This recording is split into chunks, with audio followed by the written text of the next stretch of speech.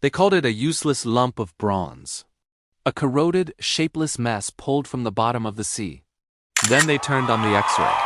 Inside, hidden for 2,000 years, was a density of gears so complex it rivaled a modern Swiss watch. This wasn't just a discovery. It was a bombshell that would rewrite everything we thought we knew about the ancient world.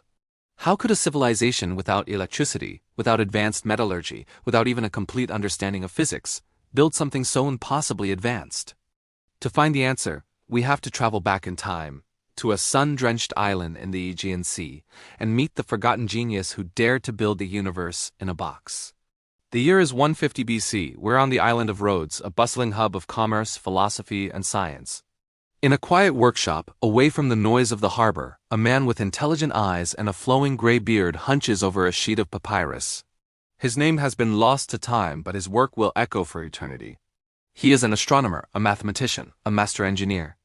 With a reed pen and ink, he sketches out a series of interlocking circles, precise arcs, and triangular teeth. These aren't just drawings. They are the blueprints for a mechanical cosmos. He knew the sun and moon didn't move in perfect circles. Their paths were elliptical, their speeds variable.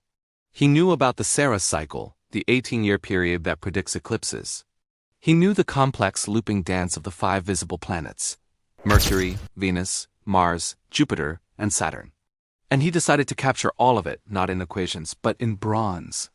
He was building the NASA of antiquity, a clockwork universe that could hold the heavens in your hands.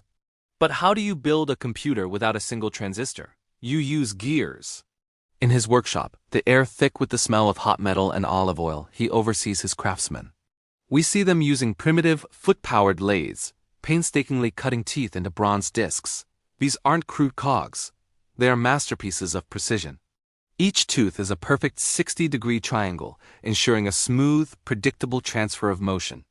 Modern engineers would marvel at the tolerances they achieved with such basic tools. This was not the work of a single man, but of a dedicated team, a secret project pushing the boundaries of what was thought possible. Through stunning animation, we can see how his vision came together. At the heart of the machine is a large driving gear, turned by a simple hand crank on the side. This gear represents the solar year. As it turns, it sets in motion a cascade of 37 interlocking gears, each one a calculation made physical. One gear train tracks the synodic month, the time it takes for the moon to cycle through its phases. But this is where the genius truly shines. To account for the moon's irregular orbit, the inventor used a brilliant pin and slot mechanism. A smaller gear, its axis offset from the center, rides within a slot on a larger gear, subtly speeding up and slowing down the moon's pointer on the front dial, perfectly mimicking its journey across the sky. It was a differential gear, an invention we thought belonged to the 16th century, right here in 150 BC. Another complex gear train was dedicated to the Saros cycle. This system, with its 223 teeth, would rotate once every 18 years, 11 days, and 8 hours, pointing to the exact months when solar and lunar eclipses were likely to occur. It was an early warning system for the most dramatic events in the ancient sky. On the back of the device, 2 large spiral dials tracked more cycles. One was the Metonic cycle, aligning the lunar and solar calendars. The other, the Callippic cycle, a more accurate 76-year period. It even had a dial to show the timing of the ancient Olympic Games. It was a calendar, an encyclopedia, and an astronomical predictor all in one. It didn't just show you what was happening. It showed you when it would happen, years or even decades into the future. The entire mechanism was housed in a wooden box, no bigger than a modern laptop, with inscribed front and back bronze plates. A single dial on the front displayed the zodiac and the Egyptian calendar, with pointers for the sun, the moon, and the 5 known planets. The user would simply turn the crank to a specific date, and the machine would display the exact positions of all celestial bodies. It was an analog computer of breathtaking complexity. The astronomer had done it. He had captured the intricate dance of the heavens in a machine. His life's work was complete. It was time to share it with the world. He carefully packs his creation, the culmination of decades of research and labor, into a sturdy wooden crate. His destination is likely Rome, the new center of power in the Mediterranean. Perhaps he was delivering it to a wealthy patron, or to a fellow philosopher like Cicero, who later wrote about such a device. He secures a place on a Roman cargo ship. One of the many vessels crisscrossing the sea lanes carrying wine, olive oil, and in this case a piece of impossible technology. The voyage begins under clear skies. The ship cuts through the calm blue waters of the Aegean. But the Mediterranean is notoriously unpredictable. Without warning, the sky darkens. The wind howls. A massive storm, a tempest of legendary fury, descends upon the ship. Waves as tall as buildings crash over the deck. The wooden hull groans under the strain. Timbers splinter. The mast cracks and falls, taking the sail with it. The crew fights desperately to keep the ship afloat. But it's a losing battle. The ship breaks apart, torn to pieces by the relentless sea. From a piece of floating wreckage, our astronomer watches in horror as the cargo, his life's work, plunges into the abyss. The crate containing his clockwork universe sinks beneath the waves, disappearing into the dark, silent depths. There it would lie, lost and forgotten, as empires rose and fell above. For 2 millennia, the secret of the world's first computer was kept by the sea, waiting. The story jumps forward to the year 1901, off the coast of the Greek island of Antikythera. A team of sponge divers is forced to take shelter from a storm. When the weather clears, they decide to dive in this new, unexplored spot. A diver named Elias Stadiatis descends into the deep. He resurfaces moments later, babbling in terror about a horrifying sight, a seabed littered with the rotting corpses and horses of a shipwreck. The captain, Dimitrios Kontos, dives down himself to verify the claim.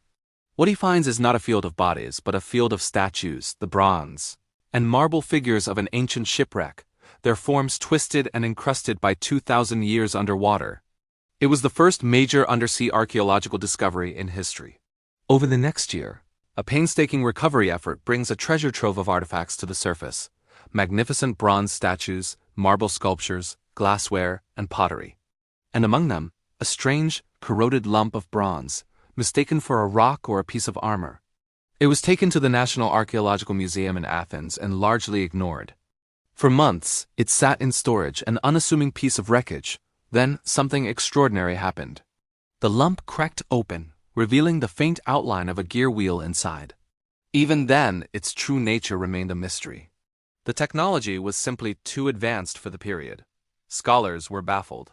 How could ancient Greeks, with their togas and sandals, create something with the precision of a 19th century clock? The idea was so outlandish that many dismissed it as part of a later clock that fell onto the wreck, or even a hoax. For decades, researchers like Derek de Sala Price painstakingly studied the 82 corroded fragments, using ever-improving technology to peer inside. Early X-rays confirmed the presence of gears, but the images were fuzzy, the mechanism too complex to decipher. The puzzle was incomplete. It wasn't until the 21st century, with the advent of high-resolution 3D X-ray scanning and advanced digital imaging, that the true genius of the device could be revealed. Scientists from the Antikythera Mechanism research project were finally able to see every single tooth of every single gear. They could digitally reconstruct the mechanism piece by piece, seeing how the pin and slot lunar anomaly corrector worked, how the eclipse prediction dial functioned, how the entire system integrated. They could read the faint inscriptions on the casing, a user manual written in ancient Greek, explaining how to operate the device and what it displayed. The evidence was undeniable. This was a sophisticated geared astronomical calculator from the 2nd century BC. It pushed back the history of complex mechanical engineering by more than 1,000 years. It proved that at least some ancient minds were working on a level we had previously thought impossible. Today, you can see the original fragments in the museum in Athens, a testament to a lost world of technological prowess. And beside them, you can see gleaming golden reconstructions built based on the latest research. When you turn the crank on these replicas, you see the pointers for the sun, moon, and planets glide smoothly across the dial. You see the genius of that long-dead astronomer brought back to life. A man who looked at the sky, understood its complex rhythms, and built a machine to model it. A machine lost to the sea for 2 millennia, waiting patiently to be found, and to rewrite history forever. The Antikythera Mechanism is a humbling reminder that we don't have all the answers. It shows us that history is not a simple, linear progression of progress. There were peaks of knowledge and ingenuity in the past that were lost, only to be reinvented centuries later. What other secrets are still out there, buried in the sand or lost beneath the waves, waiting to change everything we think we know? Thanks for watching. If you enjoyed this journey back in time, be sure to subscribe for more stories that rewrite history.